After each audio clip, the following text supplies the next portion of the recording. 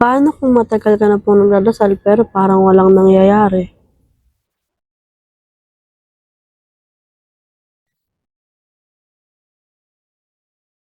Natanong ko na din yan dati. Ako din. Same. Ako rin po. Hindi ibig sabihin na tahimik ang Diyos, wala na siyang ginagawa. Minsan, may ginagawa siya na hindi natin nakikita. Or mas madalas pa nga. May mga panahon na feeling ko mag-isa ako. Pero kalaunan, na-realize ko na may tao talagang ipapadala si Lord para tulungan tayo. Tulad ko, blessing ako.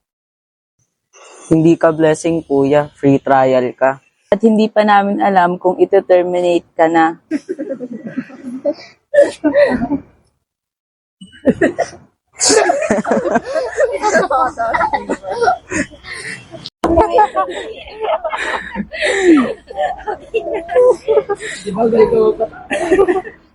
Minsan, ang sagot ng Diyos ay wait.